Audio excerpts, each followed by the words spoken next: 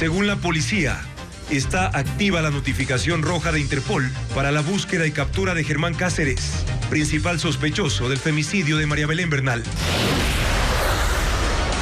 Terminó sin acuerdo la mesa de justicia sobre la compensación para los heridos y familiares de extendió por casi una semana, decomisando 7 toneladas de droga y deteniendo a 270 personas en varios puntos del país. Preocupación entre los ecuatorianos residentes en Rusia por el reclutamiento de civiles para la guerra contra Ucrania. La Cancillería ecuatoriana les hace una recomendación. ¿Qué tal, amigos? Bienvenidos a una nueva jornada de noticias aquí en Televistazo Estelar este viernes 30 de septiembre. Arrancamos. La Organización Internacional de Policía Criminal, Interpol, activó la notificación roja en 195 países para capturar a Germán Cáceres, policía sospechoso del femicidio de María Belén Bernal. Así lo anunció en Twitter la Policía Nacional. Cáceres está procesado y es el principal involucrado, según los testimonios del caso en el asesinato que ocurrió en la Escuela Superior de Policía en el norte de Quito. El uniformado ha estado prófugo por varias semanas y no ha sido capturado. El gobierno nacional también lo incluyó en el programa de recompensas de los más buscados para entregar recompensa a quien dé información sobre su paradero. Hoy a la medianoche culminará el plazo para capturar a Germán Cáceres, principal sospechoso de asesinar a María Belén Bernal. Hasta esta mañana la policía no ha podido localizarlo ni detenerlo, a pesar del pedido del presidente de la República, Guillermo Lasso. El ministro del Interior en su visita a Guayaquil sostuvo que el domingo se reunirá con el primer mandatario para analizar nuevas medidas con respecto a este caso.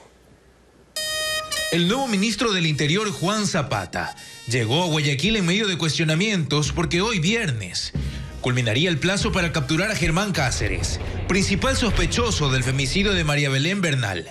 La policía aún no tiene resultados. Yo quiero informarle, el señor presidente hizo un pedido y lo hizo antes de que yo llegue de ministro del Interior. Yo tendré que conversar con él el día domingo. Le vuelvo a insistir, es cuestión de tiempo, pero a lo mejor no se dé este fin de semana, pero no quiere decir que eso dé la pauta de sacar a un comandante general. Sin embargo, yo soy respetuoso de la decisión que tome el señor presidente. Ha pasado una semana desde el 23 de septiembre, cuando el presidente de la República, Guillermo Lasso, exigió a la policía que en una semana encuentren a Cáceres. Incluso en un tuit, solicitó a los mandos policiales poner sus cargos a disposición, presentando sus respectivas bajas. Sin embargo, Zapata muestra su desacuerdo con las declaraciones del mandatario. No es el momento de descabezar el mando institucional. Este es el momento que necesitamos a todos los policías de manera sólida y sus comandantes con el 100% de la concentración a lo que tenemos que hacer. Por el mismo COESCOP, nosotros no podemos tener generales sino hasta el año 2025. ¿Quién va a dirigir la institución? El teniente Cáceres desapareció el 13 de septiembre, cuando salió de la fiscalía luego de rendir su versión en el caso Bernal. 2 días después, recién tuvo boleta de captura por ese crimen que manchó el prestigio institucional de la policía.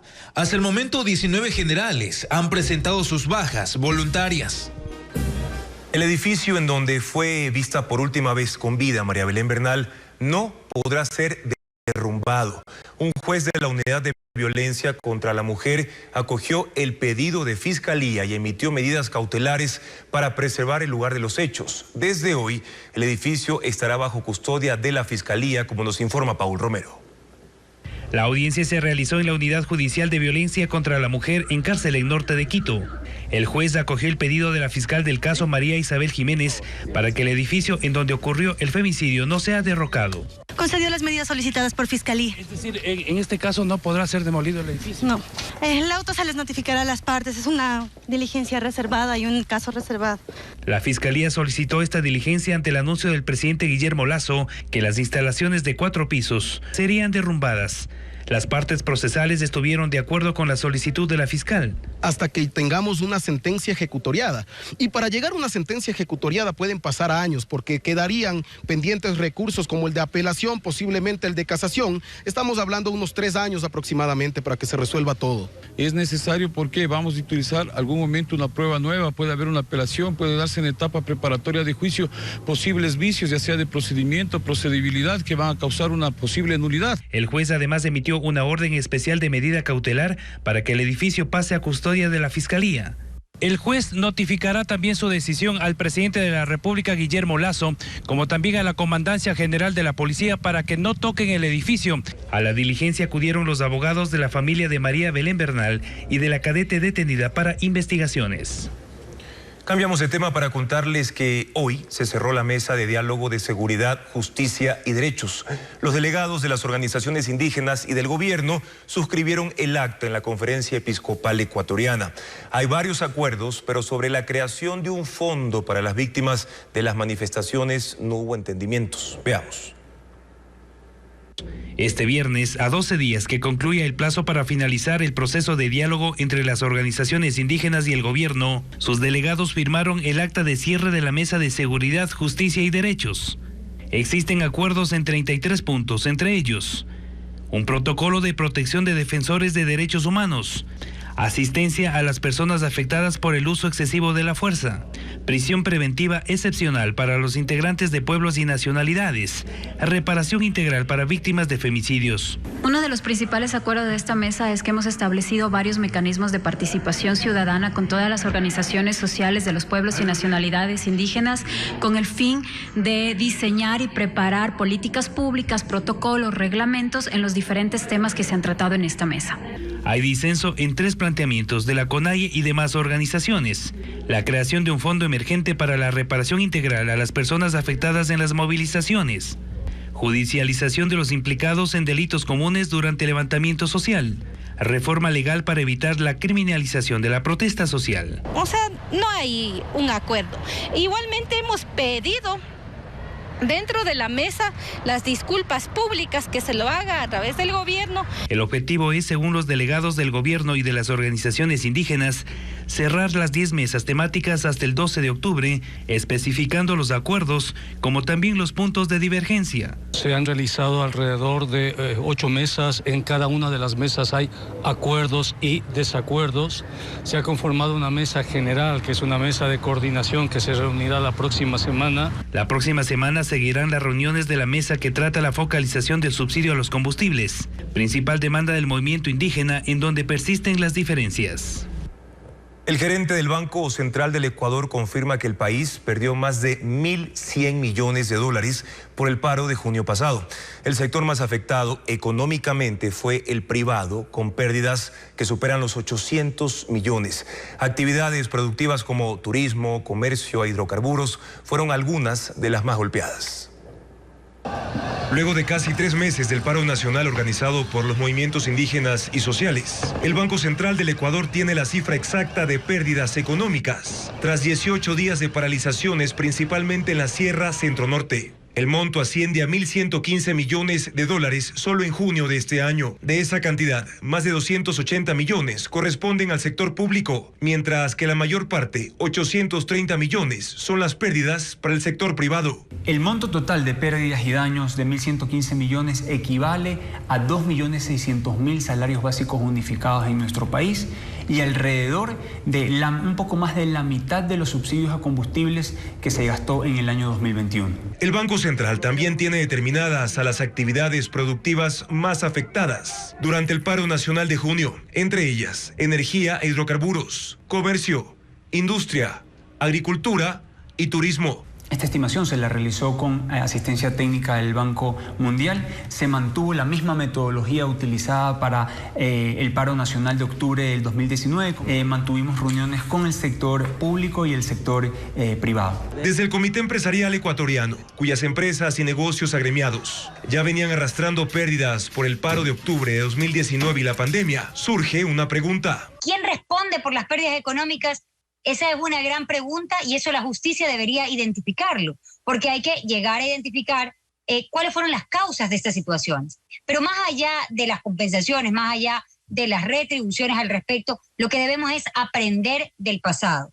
Estas circunstancias generan pérdidas, estas circunstancias no nos llevan a mejorar como sociedad. Por ello, un pedido a las organizaciones indígenas y sociales frente al anuncio de otra movilización. Nosotros lo que quisiéramos es un pacto nacional para que esto no se repita, para que podamos producir con tranquilidad, para que podamos generar más empleo, para que podamos ser una mejor nación. Tras el paro nacional de junio, la proyección de crecimiento en este año para la economía de Ecuador también se redujo, según información del Banco Central.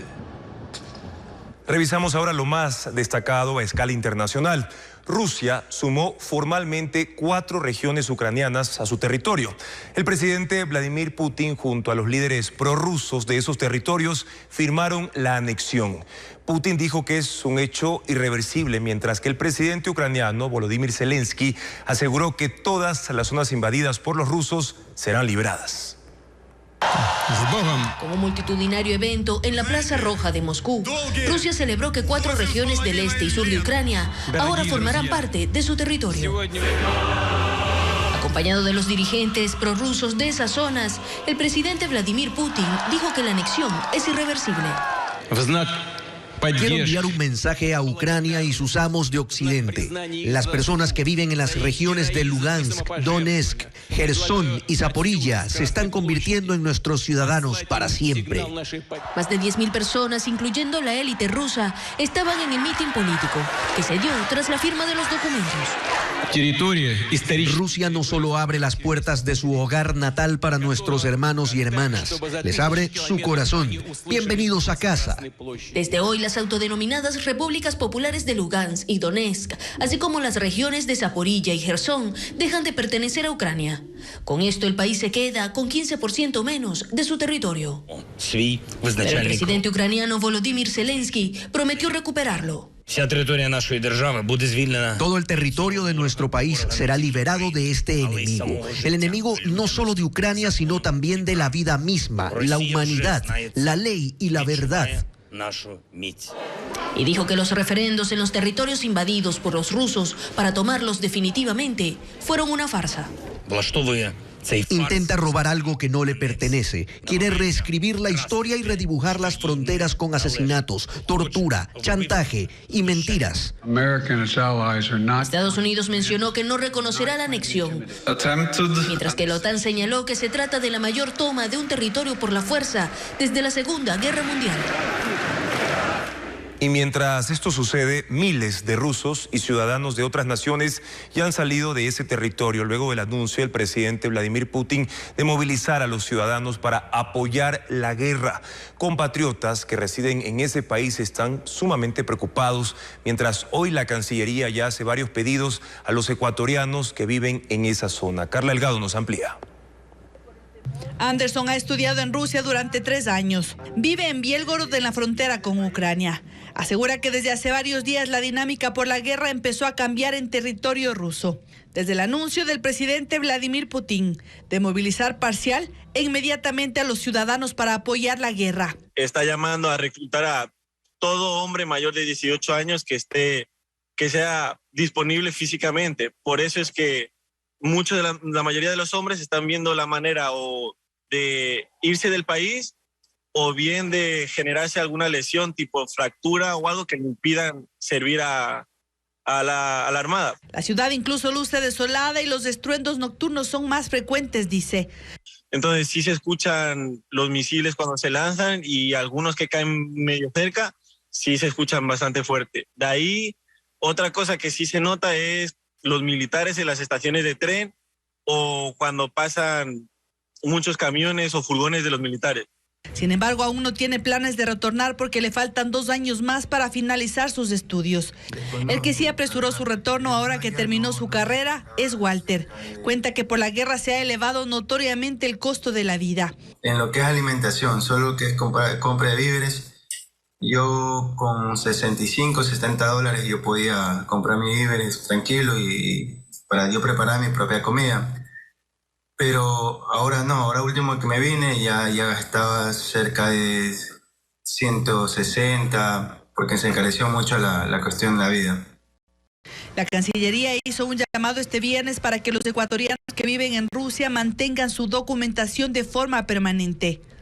Esto debido a que ha sido público también un llamamiento que ha hecho el gobierno ruso para tener refuerzos militares y queremos que no exista ninguna posibilidad de que cualquier ecuatoriano pueda ser parte de ese absurdo llamamiento.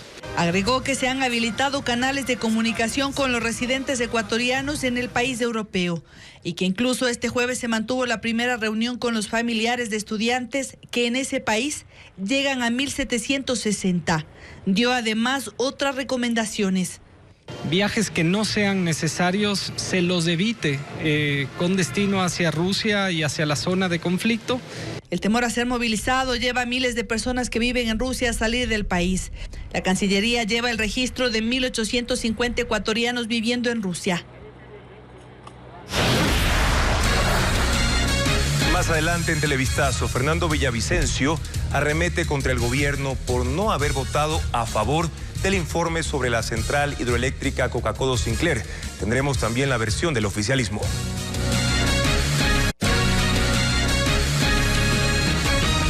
Más noticias para ustedes. Pedro Saona, quien está procesado en los casos Las Torres y China Camce, junto con el ex contralor Pablo Celi, fue extraditado desde República Dominicana y ahora deberá responder a la justicia.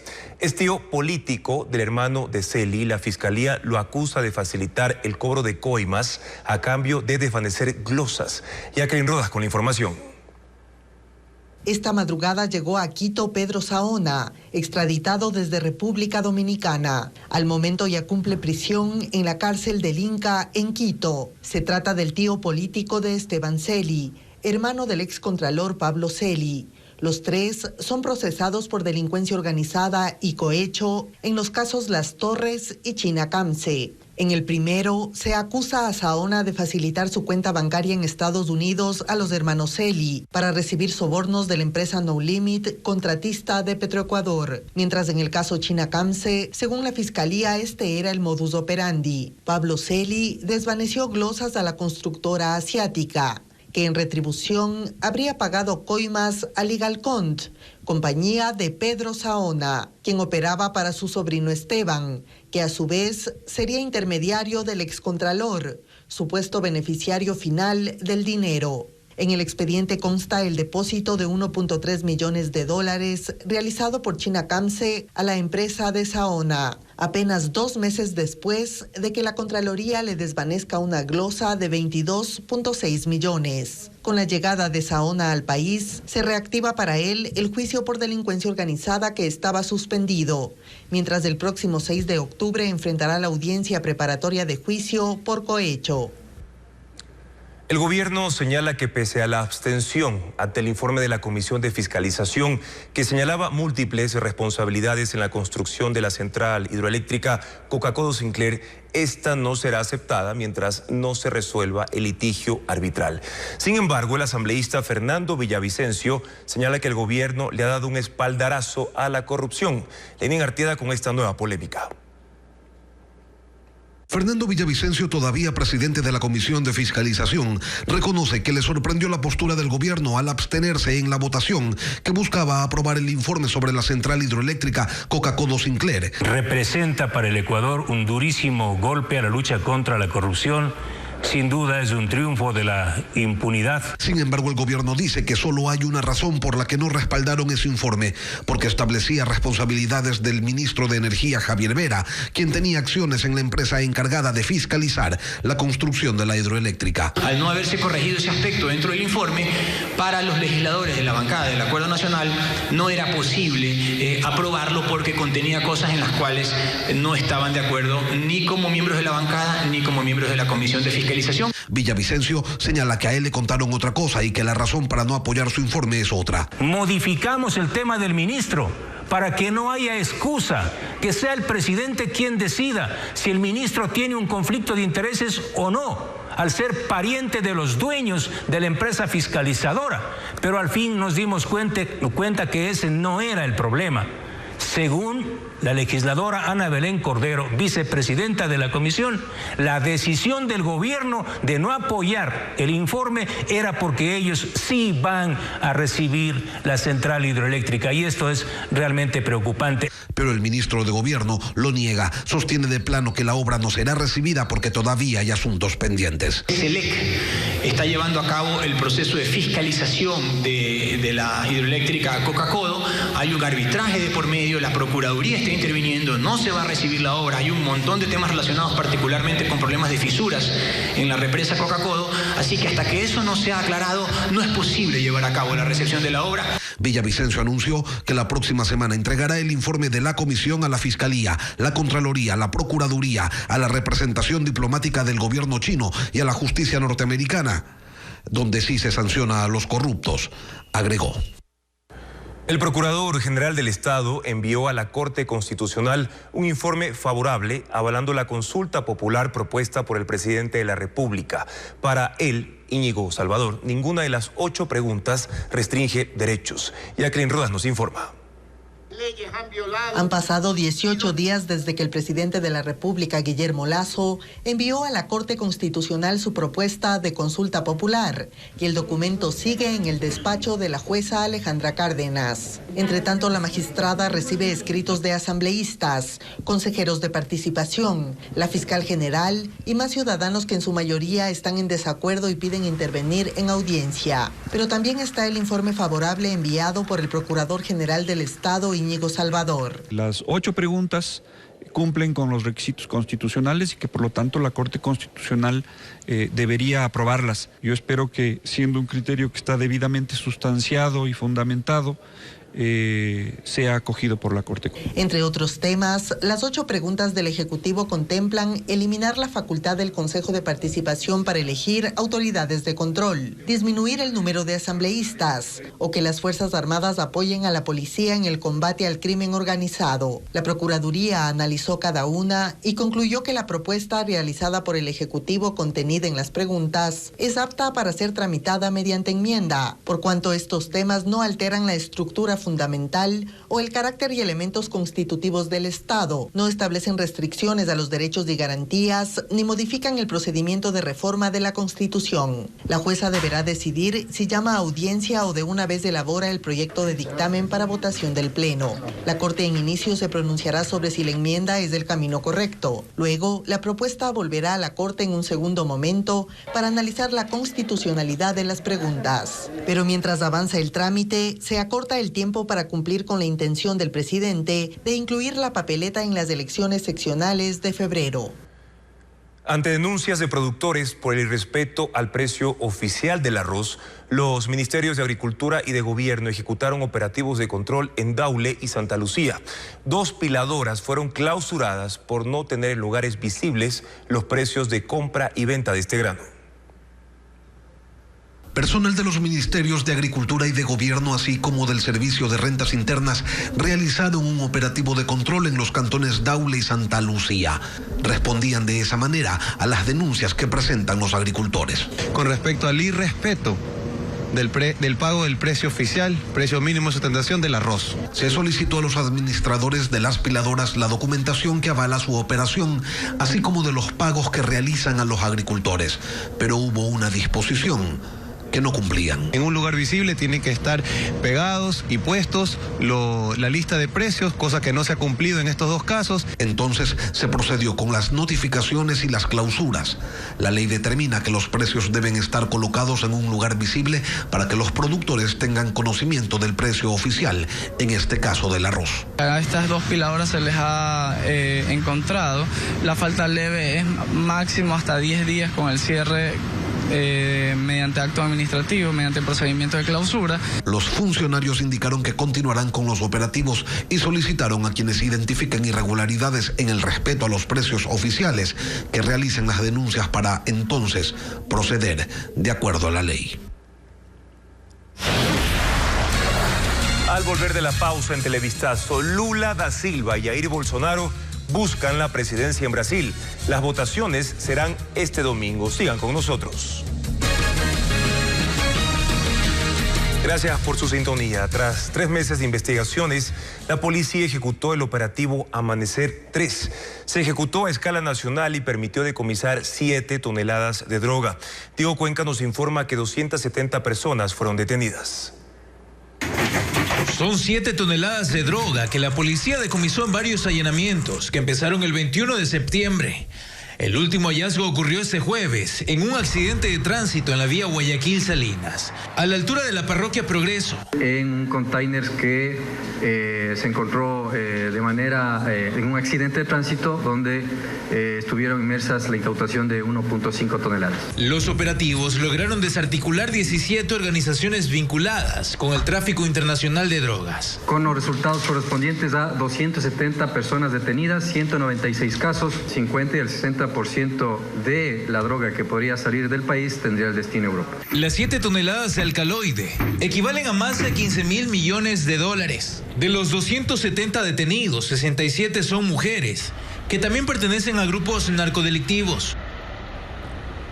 Presuntos delincuentes ofrecieron $20.000 a la policía para no ser capturados. Sucedió en Durán, provincia de Guayas. Sin embargo, fueron detenidos con armas y municiones. Según las primeras investigaciones, iban a ser utilizadas para cometer sicariato.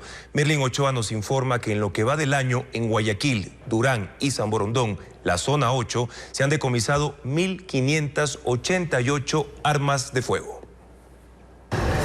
Estos dos sujetos son padre e hijo y ahora están tras las rejas. El hombre de 54 años tiene 7 antecedentes penales y su hijo de 21 años de edad ya tiene 2 procesos abiertos por tráfico de drogas, robo y estafa. Según la policía, los detenidos en el allanamiento les ofrecieron dinero a cambio de no ser aprehendidos. A intentar sobornar a los servidores policiales ofreciéndoles $20.000 por su silencio y que las armas queden ahí y ellos libres.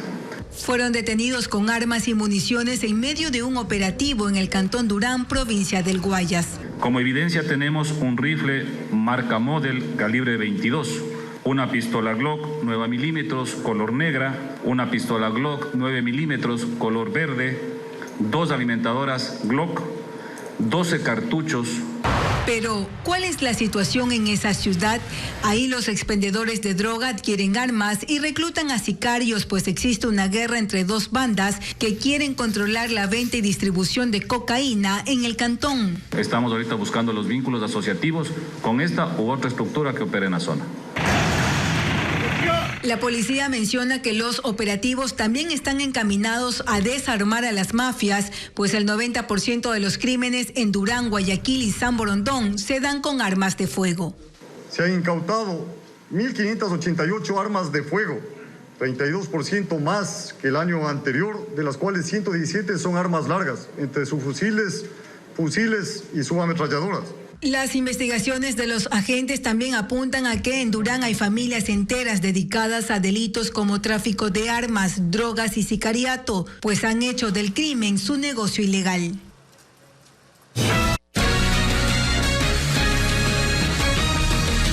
Más noticias a esta hora. Una nueva consulta popular para Quito fue aprobada por la Corte Constitucional. 3 preguntas que buscan proteger las áreas verdes y arqueológicas de la zona urbana. Patricio Díaz nos cuenta que los proponentes tendrán que recoger casi 200.000 firmas para confirmar el proceso. Víctor Rivadeneira es uno de los proponentes de esta nueva consulta popular para Quito. Cuenta que las preguntas responden a un trabajo de geógrafos, ingenieros ambientales y ciudadanía por proteger las áreas verdes del casco urbano. Porque observamos que las autoridades de turno están otorgando permisos en áreas que no deberían hacerlo. Hay algunas constructoras que están en una actitud de seguir, digámoslo, de seguir construyendo en áreas, por ejemplo, del Parque Metropolitano de Quito. La primera pregunta tiene que ver con prohibir el cambio de uso de suelo en Quito para zonas que hayan sido designadas en la categoría de protección ecológica, como quebradas, por ejemplo. La segunda prohíbe el cambio del uso de suelo para zonas que tengan la categoría de protección arqueológica, como el sector de Rumipamba. Y la tercera consulta si se acepta prohibir el cambio de uso de suelo para parques metropolitanos. Nosotros es muy importante que exista ya un mandato ciudadano que les impida a las autoridades de turno de la ciudad de Quito modificar los usos de suelo de relevancia ecológica. El Consejo Nacional Electoral recibió ya el dictamen de la Corte Constitucional que aprobó estas 3 preguntas de 5 que fueron presentadas. En los próximos días estará convocándonos al Pleno para conocer este tema y el pleno autoriza la entrega de los formularios para que se recojan firmas. Es la segunda consulta popular que se propone para Quito. La otra tiene que ver con la no explotación minera en la zona del Chocó andino, en el noroccidente de la capital. ¿Podrían coincidir con las elecciones seccionales de febrero de 2023? Dependerá de si consiguen las firmas dentro de los próximos meses.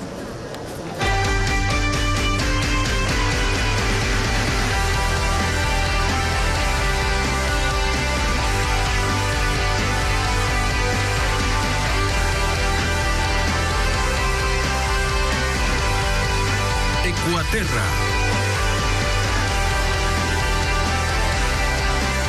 Como cada viernes, más y nuevas alternativas para cuidar el medio ambiente. Todos los días, una familia desecha un empaque de Tetra Pak en el país, sin conocer que son una amenaza para el medio ambiente porque tardan hasta 3 décadas en descomponerse.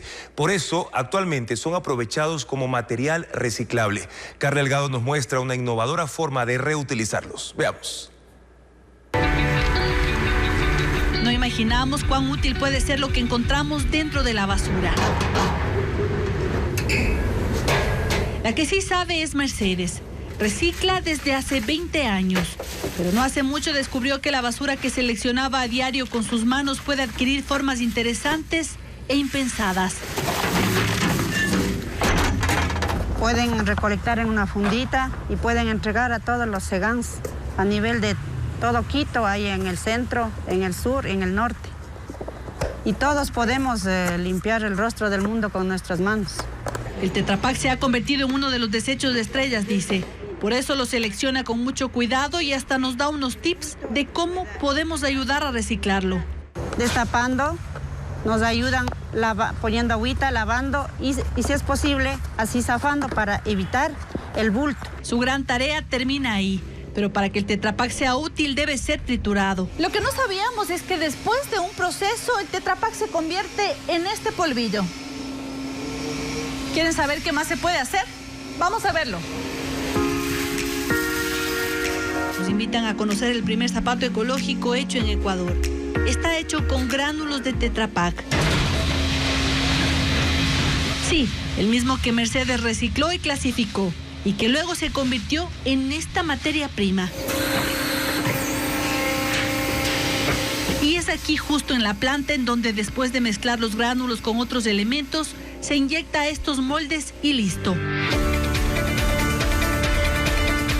Es un zapato deportivo con llamativos colores. Al verlo nadie imaginaría que tiene material reciclado. Cristian Orbe, gerente general de Indulcalza, cuenta cómo nació la idea de incorporar Tetra Pak en la fabricación de esta línea de zapatos. Tetra Pak coincidentemente se acerca a la empresa y nos propone este proyecto de poder incorporar una fibra reciclada del Tetra Pak que ellos ya han utilizado en otro tipo de productos, ¿no es cierto? Esta materia prima viene a ser un subproducto de este reciclado. Nos han proporcionado técnicos, hemos investigado un poco, hemos trabajado aquí en la planta junto con nuestros técnicos para ver la posibilidad de incorporar este material reciclado dentro de la suela del zapato. Además dice que se sorprendieron de las bondades de este material reciclado. Pensamos que el incorporar materiales reciclados puede afectar el desempeño del producto. A veces se puede tener esas ideas un poco adversas, digamos, a estos ejercicios, pero en este caso puntual descubrimos que no, que la resistencia a la abrasión mejoró, lo cual puede ayudar muchísimo más al desempeño del producto. En el Ecuador se generan alrededor de 10.000 toneladas de envases de Tetra Pak al año. Imagínense con la rapidez que se llenarían los botaderos de basura si este material no se reutilizaría. Se comercializa. De ahí estamos recuperando el 30% y estamos ya en una tasa de reciclaje que es una de las más altas de América, 30%. Más aún tomando en cuenta que cada caja de Tetra Pak tarda alrededor de 30 años en degradarse. Los procesos que siguen después son los de los zapatos comunes. Moldear, pegar, coser y ahora tenemos un zapato ecológico, listo para recorrer. Todos podemos reciclar y buscar la manera de no generar impactos nocivos al planeta.